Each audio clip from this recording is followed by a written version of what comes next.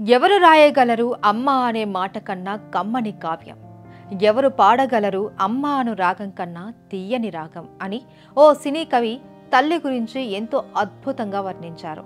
ఎవరు రాయగలరు అమ్మ అను మాట కన్నా కమ్మని కావ్యం. అమ్మ లేని ప్రపంచాన్ని ఊహించలేం. విశ్రాంతి ఎరుగని శ్రామికురాలు అమ్మ. బిడ్డల బాగుగులు చూసుకోవడంలోనే సగం జీవితం అయిపోతుంది. తనకన్నా పిల్లలు బాగుండాలి అని కోరుకుంటారు. బిడ్డలకు చిన్న కష్టం వచ్చినా తట్టుకోలేదు తల్లి. వారి కోసం ఎంత కష్టాన్నైనా భరిస్తుంది.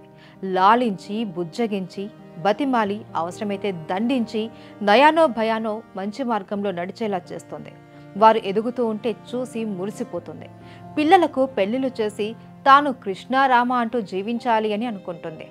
కానీ ఈ తల్లికి అలాంటి అవకాశం లేకుండా పోయింది. మనవళ్ళు మనవరాళ్లతో జీవనాన్ని సాగించవలసిన వయస్సులో రెక్కలు ముక్కలు చేసుకొని కష్టపడుతుంది.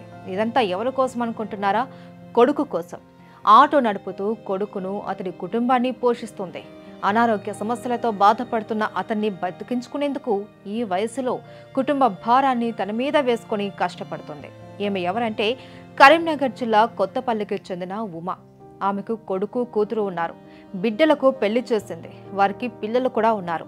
భర్త కొంతకాలం క్రితం మరణించడంతో కొడుకుతో జీవనం సాగిస్తుంది. ఇంతలో ఆమె కొడుకుకు కిడ్నీ సంబంధిత సమస్యలు వచ్చాయి. దీంతో పని చేయలేని పరిస్థితి. కుటుంబాన్ని పోషించేవాడే మూలన పడ్డంతో అతడి మందులకు ఇంటి అవసరాలకు డబ్బులు కావాల్సి రావడంతో బాధ్యతను తన నెత్తి మీద వేసుకుంది.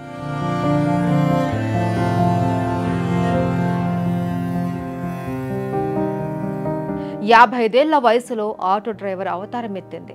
భర్త చేసిన పనిని వృత్తిగా మలుచుకొని ఆటోను నడుపుతుంది. అయితే ఇటీవల ఎక్కడ చూసినా ఆటోలు ఎక్కువ కావడంతో గిరాకీ తగ్గిపోయింది. దీంతో ఏం చెయ్యాలో పాలుపోని పరిస్థితి. అటు కొడుకు దుస్థితిని తలుచుకొని ఇటు ఆటో నడుపుతున్న పైసలు రాకపోవడంతో కన్నీటి పర్యంతమైంది ఉమా. బిడ్డ అనారోగ్యం పాలు కావడంతో తప్పనిసరి పరిస్థితుల్లో కుటుంబ బాధ్యతను నెత్తిమీద వేసుకొని జీవనోపాధి కోసం ఆటో నడుపుతుంది 55 ఏళ్ల తల్లి. రెస్ట్ తీసుకోవాల్సిన వయసులో రెక్కలు ముక్కలు చేసుకుంటోంది.